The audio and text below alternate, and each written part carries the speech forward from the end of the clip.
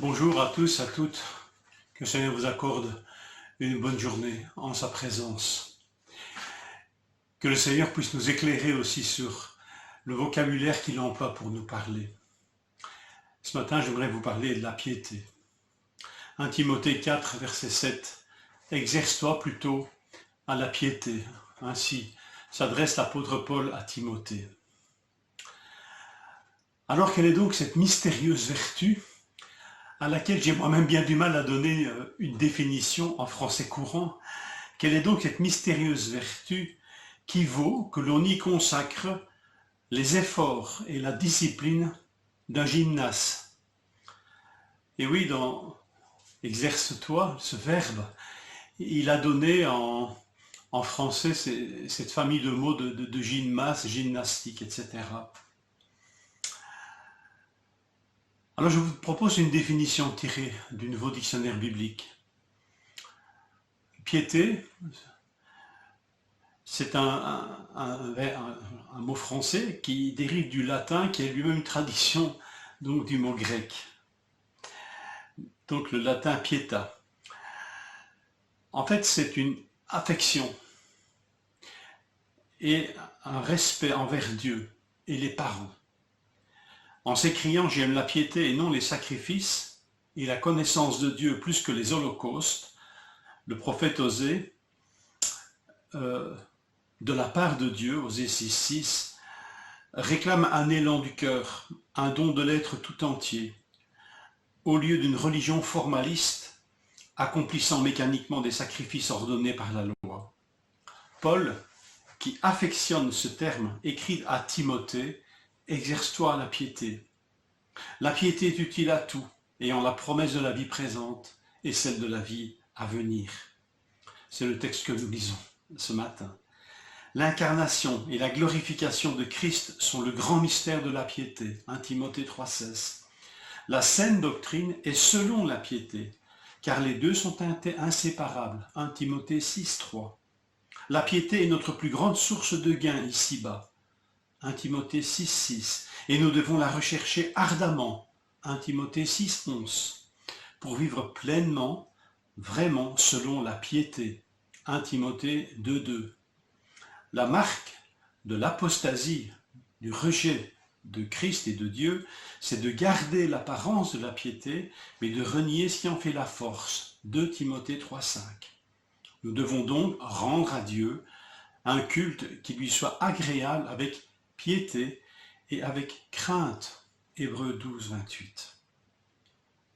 La piété s'exerce aussi au sein de la famille envers les parents. Elle devient la piété filiale, particulièrement agréable à Dieu. Car si quelqu'un n'a pas soin des siens, et principalement de ceux de sa famille, il a renié la foi, il est pire qu'un infidèle. 1 Timothée 5, 4, 8. Et enfin, tous ceux qui veulent vivre pieusement en Jésus-Christ seront persécutés. 2 Timothée 3, 12. Cette définition met l'emphase sur un fait, c'est que l'épître à Timothée, et la première épître à Timothée, est riche de ce terme, de la piété. Si j'ai bien lu, il y a 19 occurrences, utilisation de ce mot piété dans tout le Nouveau Testament, et 10 sont dans les épîtres à Timothée, dont 9 dans la première. Un mot français, peut-être pour nous parler plus clairement de la piété, qui est un mot un peu vieilli dans notre vocabulaire, un mot qui est attaché, un synonyme en tous les cas, c'est respect. Le terme de respect. Vous pouvez voir des mots comme révérence, vénération, déférence. Ce sont toute une famille de mots qui nous parlent de respect, d'immense respect, de grand respect envers une personne ou une religion. Ici, bien sûr, la piété est ce respect donc de Dieu. Et même si nous voyons qu'il a quelque part une conséquence même sur le respect que nous avons pour les parents. Soit dit en passant, dans notre société où la famille est tellement en crise et où le rôle des parents devient compliqué aussi, et même la définition des parents, cette notion de respect, de piété filiale qui peut-être était une référence qui était commune pour tous ces hommes à qui Paul s'adressait en son temps, quand on parlait piété, peut-être qu'il parlait « Ah oui, relation avec mes parents ». Ici, il faut reconnaître que nous n'avons plus beaucoup de références dans notre façon de vivre. Peut-être il y a encore de cela, mais ces notions de respect filial, de piété filiale, est une référence qui devient de plus en plus difficile à constater. Alors voilà, mais Dieu n'est pas sans ressources pour nous faire comprendre ce qu'est la piété, ce respect envers lui. C'est un respect, mais qui est aussi un élan du cœur. Ce n'est pas un respect imposé ni forcé. C'est un attachement à toute la personne de Dieu, à ses œuvres, sa parole, ses dons, ses valeurs. Et le fondement de cette piété, sa source, elle est en Jésus-Christ, le Fils de Dieu, glorifié par l'Esprit.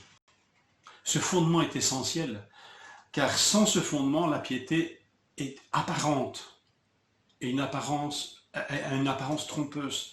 2 Timothée 3,4, ils sont amis du plaisir plutôt que de Dieu, ils auront l'apparence de la piété, mais renieront ce qui en fait la force. Qu'est-ce qui fait donc la force de la piété? Notre respect pour Dieu a sa source dans ce fait étonnant. Nous lui devons 2 fois la vie.